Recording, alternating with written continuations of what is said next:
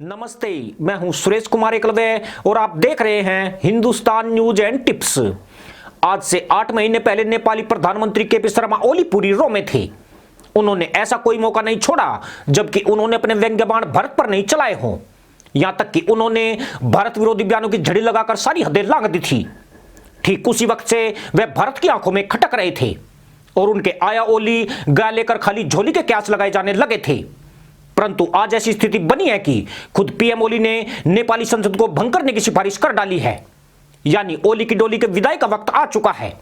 अब नेपाल की बागडोर उन शासकों के हाथ में आने वाली है जो चीन के चमचे हरगिज नहीं होंगे। आने वाले दिनों में नेपाल में बहुत बड़ा बदलाव होने वाला है। चौंकाने वाली बात यह है कि इस वक्त नेपाल में 4 देशों की खुफिया एजेंसियां खतरनाक मिशन चला रही है, जिनमें चीन की एमएसएस, पाकिस्तान की आईएसआई, भारत की रो और अमेरिका की सीआई मैदान में कूद चुकी है। इनमें चीन और पाकिस्तान की एजेंसियां मिलकर काम कर रही है तो रो और सीआईए ने एक दूसरे से हाथ मिला लिया है।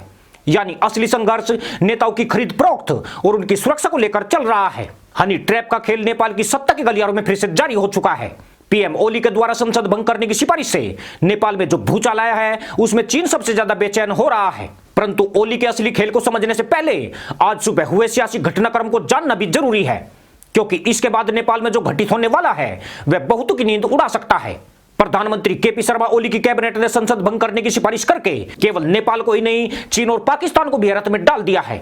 खुद ओली ही कैबिनेट की सिफारिश को लेकर राष्ट्रपति विद्या देवी भंडारी के पास पहुंचे हैं। कैबिनेट के इस फैसले का ओली की सत्तारूढ़ नेपाल कम्युनिस्ट पार्टी ने विरोध किया है, मगर ओली संसद को भंग करने पर अड़ गए हैं। सुबह 10 बजे कैबिनेट की आपात बैठक में कैबिनेट के सदस्यों ने संसद भंग करने के निर्णय पर मोहर लगाकर अपनी पार्टी के खिलाफ विद्रोह कर दिया है। साथ ही यह भी जता दिया है कि उनका चूल्हा ओली की तीली से ही जलने वाला है। एनसीपी के प्रवक्ता नारायण जी श्रेष्ठ ने कहा है कि यह निर्णय जल्दबाजी में लिया गया है, जिसकी जितनी भर्त्सना की जाए कम है। खास बात यह है कि नेपाल के संविधान में सदन को भंग करने के लिए कोई प्रावधान नहीं है। इसलिए नेपाल की तमाम विपक्षी पार्टियों की नजरें राष्ट्रपति विद्या देवी भंडारी के फैसले पर टिकी हुई है। दरअसल पुष्प कमल दहल प्रचंड और पीएम केपी शर्मा ओली के बीच चल रहा 36 का आंकड़ा अब सामात के खेल में बदल चुका है। अक्टूबर महीने में जब रो प्रमुख सामंत कुमार गोयल पीएम ओली से मिले थे, तब यह क्यास लगाए जाने लगे थे कि ओली की डोली अब ज्यादा दिन विश्राम मुद्रा में नहीं रहेगी। इस दौरान भारत ने यहां पर समाजवादी जनता पार्टी और ओली से बात की थी। पिछले दिनों ही भारतीय विदेश विभाग के अधिकारियों ने नेपाल की यात्रा करके इस आशंका को मजबूत किया कि नेपाल की राजनीति में भारत खुलकर उतर चुका है। हैरानी की बात यह थी कि नेपाल के राजनीतिक हालातों पर पीएमओ इंडिया खुद नजरें बनाए हुए था। यानी नेपाल को सुधारने के लिए पीएमओ खुद मॉनिटरिंग कर रहा था। नेपाल में अब से 8 महीने पहले भारत के लिए कुछ भी करने को नहीं था।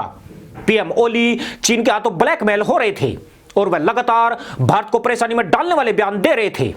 उन्होंने सिर्फ बयान ही नहीं दिए थे, बल्कि सीमा विवाद का मुद्दा उठाकर और नया नक्शा जारी करके भारत की पेशरी पर बल डाल दिए थे। यही से तय हो गया था कि ओली की बोली पर लगाम लगाने के लिए भारत को कुछ ना कुछ करना पड़ेगा। आपको यह भी बता दें कि जब से नेपाल भारत की सीमा के आसपास मुसलमान कट्टरपंथियों ने अपनी सक्रियता बढ़ाई है, भारत की तमाम खुफिया एजेंसियों की गतिविधियां इन क्षेत्रों में कई गुना बढ़ा दी गई है। नेपाल में एक लंबे अरसे से आईएसआई का नेटवर्क काफी मजबूत हुआ है, जिसको ध्वस्त करने के लिए रो का जाल पूरे नेपाल में फैला हुआ है। इसका मकसद नेपाल को इस्लामिक आतंकवाद से सुरक्षा देना और भारतीय हितों की रक्षा करना है। नेपाल की अपनी कोई खुफिया एजेंसी नहीं है, इसलिए वह खुद भी अपनी सुरक्षा हेतु रो की सेवाएं लेता रहता है। ओली रास्ते से भटके तो रो को यह जिम्मेदारी सौंपी गई कि ओली अचानक से बेकाबू क्यों हो रहे हैं। 2016 से 2019 तक भारत के प्रति मौन रहने वाले साल 2020 में इतने अग्रेसिव कैसे हो गए। बताया जाता है कि रो के एजेंटों ने अपनी जान पर खेलकर ऐसे सबूत एकत्रित किए जिनकी वजह से वह चीन के हाथों की कठपुतली बनने को मजबूर थे। रो ने इन सबूतों की मास्टर कॉपी सिर्फ हासिल ही नहीं की, बल्कि उन्हें नष्ट करने का भी काम किया है। उसके बाद अक्टूबर महीने में रो प्रमुख ने ओली से मुलाकात करके पूरी दुनिया को चौंका दिया था।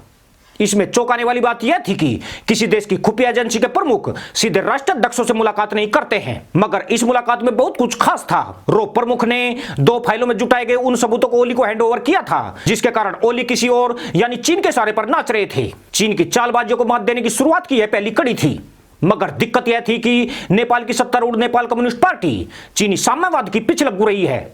एनसीपी के ज्यादातर नेता चीनी समर्थक नेता माने जाते हैं। पुष्प कमल दहल प्रचंड, नारायण जी श्रेष्ठ जैसे नेता चीन के आदेश के गुलाम बने हुए हैं। ऐसे में भारत के सामने 2 ही विकल्प बचते थे, या तो एनसीपी की पूरी सरकार को नेपाल से चलता करके भारत समर्थक दलों की सत्ता वापसी कराई जाए, या फिर ओली को यह जिम्मेदारी सौंपी जाए कि वह चीन समर्थक नेताओं से पीछा छुड़ाकर खुद एक अच्छी सरकार की स्थापना करेंगे।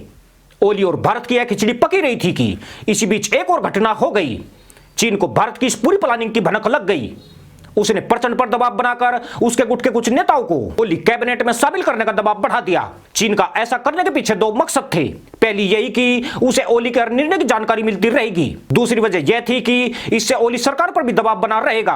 परंतु भारत की सलाह के बाद ओली ने ऐसा करने से साफ इंकार कर दिया और प्रचंड गुट के नेताओं को कैबिनेट में शामिल करने के फैसले को लटका दिया, जो कि आज भी पूर्ववत लटक रहा है। मीडिया रिपोर्ट के मुताबिक पीएम केपी शर्मा ओली नेपाल की सत्ता में बने रहना चाहते थे। उन्होंने रो प्रमुख से मुलाकात के बाद अपनी जबान पर ताले जड़ दिए। समझौता यही हुआ कि ओली नेपाल के प्रधानमंत्री बने रहेंगे।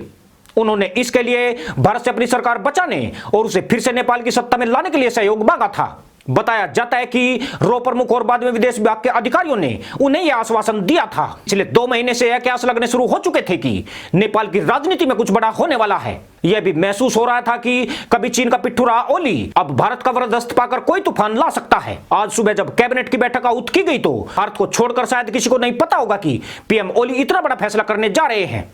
वह संसद को भंग करके एक बड़ी चाल चल देंगे। अब जो लोग यह सोच रहे हैं कि ओली नेपाल को मध्यावधि चुनाव में धकेलना चाहते हैं, वे अभी भी पूरी तरह गफलत में है। पीएम ओली इस बार ऐसी सरकार बनाना चाहते हैं जिसमें चीन की दखलंदाजी दूर दूर तक नहीं हो। दरअसल केपी शर्मा ओली पिछले 3 महीने से ऐसी तैयारियां शुरू कर चुके थे। वे नेपाल कम्युनिस्ट पार्टी को लगभग टूट के कागार पर पहुंचा चुके हैं। खास बात यह है कि इसमें प्रचंड गुट के नेताओं की संख्या बहुत कम रह गई है, जबकि एनसीपी का एक बड़ा धड़ा ओली के साथ खड़ा है। ओली को नेपाली कांग्रेस के सदस्य भी समर्थन कर रहे हैं। गौर करने वाली बात यह है कि नेपाली कांग्रेस भारत समर्थक पार्टी मानी जाती है, यानी नेपाल में जो कुछ हो रहा है या आगे होने वाला है उसकी स्क्रिप्ट पहले ही लिखी जा चुकी है। अब सिर्फ शतरंज के मोहरे अपनी जगह बदल रहे हैं। यह मोहरे कहां से नियंत्रित हो रहे हैं, इसे चीन पाकिस्तान बहुत अच्छे से समझ गए होंगे। इसी के साथ अनुमति दोस्तों, जय जवान जय किसान जय हिंद, वंदे मातरम।